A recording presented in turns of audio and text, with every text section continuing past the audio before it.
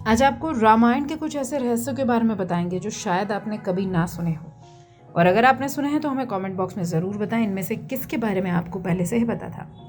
राधे राधे, सभी का स्वागत हाथ जोड़कर। मैं हूं आपकी दोस्त मेघा। वैदिक टीवी देख रहे हैं आप। अगर आप हिंदू धर्म में पैदा हुए हैं तो आपने कभी ना कभी रामायण के बारे में तो ज़रूर सुना होगा। हमारे मन में रामायण की रचना को लेकर कई सवाल उठते रहते हैं। आपको बताएं, एक रामायण महाकाव्य महर्षि वाल्मीकि ने लिखा था और दूसरा रामायण ग्रंथ रामचरितमानस है। टीवी सीरियल में अलग अलग रामायण दिखाई जाती हैं, उसमें बहुत सारी चीज़ों में बदलाव कर दिया जाता है और फिर कुछ ना कुछ अंतर देखने को मिलता है। लेकिन आज आपको रामायण के बारे में कुछ रहस्यमयी और अनसुने किस्से बताते हैं। इन्हें आप रामायण के अनसुने तथ्य भी कह सकते हैं। क्या आप जानते हैं रामायण में कितने श्लोक हैं? रामायण महर्षि वाल्मीकि द्वारा लिखी गई थी, जिसमें कुल 7 कांड लिखे गए थे। इन 7 कांड में 500 उपखंड, इसके अलावा 24,000 श्लोक हैं। रामायण में भगवान विष्णु के राम अवतार के जन्म से लेकर उनके वापस नारायण रूप में लौटने की कहानी है। राम जी की बहन। रामायण में जितने भी पात्र आपने सुने हैं उनमें से एक पात्र ऐसा भी था जिसके बारे में शायद बहुत कम लोग जानते हैं, और वो पात्र है राजा दशरथ की एक पुत्री जो श्री राम जी की बड़ी बहन थी। उनका नाम शांता था। वो दशरथ और कौशल्या माता की पुत्री थी। वो अपने चारों भाइयों में सबसे बड़ी थी, लेकिन रामायण में उनका जिक्र बहुत ही कम होता है। गायत्री मंत्र। रामायण ग्रंथ में लिखे हुए 24,000 श्लोक में हर 1,000 श्लोक का पहला अक्षर अगर लिख दिया जाए तो वो गायत्री मंत्र बन जाता है। ये भी एक बहुत रहस्यमयी बात है। अगर आप चाहें तो इसको करके भी देख सकते हैं। सीता स्वयंवर का वर्णन।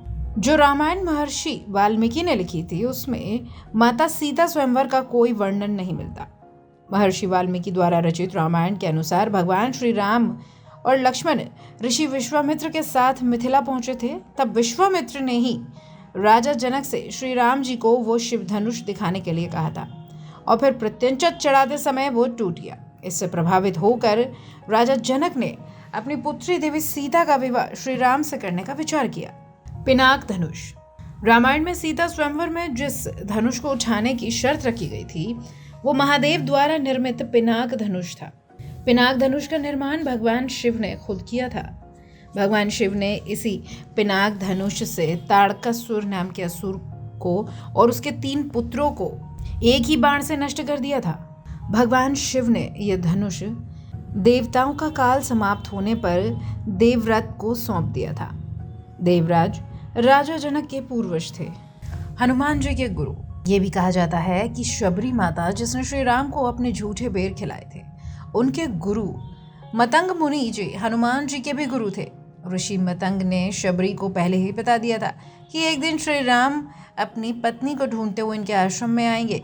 आगे क्या होगा ये भी शबरी माता को पहले ही पता था।